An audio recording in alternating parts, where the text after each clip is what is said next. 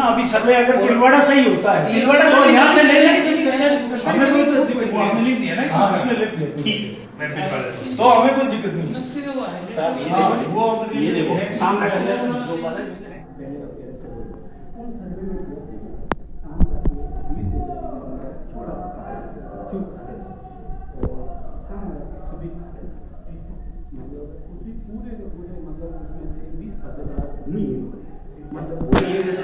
जिसका छोटा आज हम कामरा के सभी किसान लोग यहाँ पर एकत्रित इस बात को लेकर हुए हैं कि हाल ही में रिफाइनरी की रेल लाइन से कनेक्टिविटी को लेकर एक सर्वे हुआ था।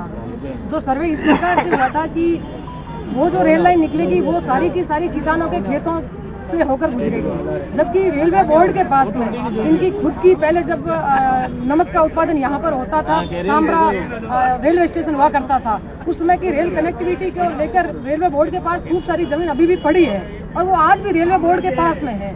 उस पर अगर किसी ने अतिक्रमण कर रखा है तो उसकी हमें जानकारी नहीं है, मगर हम चाहते हैं कि किसानों का हक छीना नहीं जाए।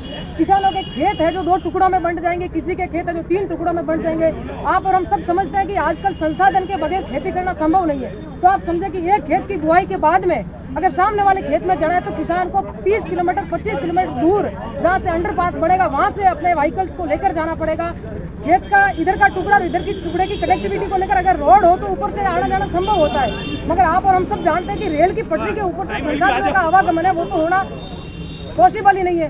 तो हम सब लोगों की मांग ये है कि हम विकास के पक्ष में है, विकास होना चाहिए, मगर विकास के साथ साथ में अगर विनाश अधिक हो तो फिर वो विकास भी हमें स्वीकार नहीं है। किसान हमेशा भारत सरकार के और देश के विकास के हित में रहा है। जो आमजन के हित में जो फैसले आए उनका किसानों ने दिल खोलकर स्वागत किया है, मगर किसान विरोधी अगर कोई फैसला आएगा तो किसान जाएगा कहाँ से? अब देश चलता किससे? अब आम जनता चलती किससे?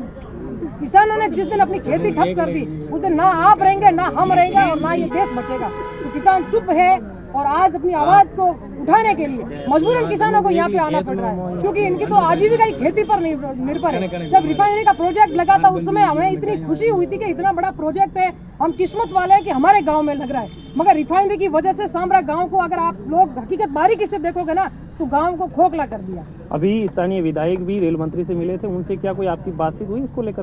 देखिए, हमारे गांव के शायद मुखिया से उनकी बातचीत हुई थी, मगर हम तो फिर से भी उनसे यही कहना चाहेंगे कि रेलवे बोर्ड की जो जमीन है, हमारे पचपदरा के भाई लोग हैं, उन्होंने भी अभी प्रोटेस्ट किया था। वो चाहते हैं कि पचपदरा की है जो रेल लाइन से कनेक्टिविटी होनी चाहिए, जो पहले हुआ करती थी जब नमक का ये गुड्स वाली गाड़ियां माल गाड़ियां चलती थी उस समय हुआ करता था, वो कनेक्टिविटी वो चाहते हैं। तो हम भी चाह रहे हैं कि हमारे खेतों से होकर नहीं निकले और पचपदरा वाले भी खुश और हम भी खुश। जो पहले का जो रेल का जो मार्ग था उसी मार्ग से निकले तो हमें भी नुकसान नहीं होगा।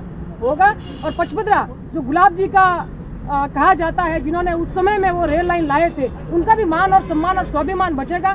तो हम और पचपदरा के लोग, सभी लोग, यहाँ की जो लोकल जनता है वो सब चाहती है कि रेल लाइन है जो किसानों के खेतों का टुकड़ा नहीं करते हुए जो रेलवे बोर्ड के पास जमीन है वहीं से गुजरे, उसमें हम सब की खुशी, हम स्वागत करेंगे उसको।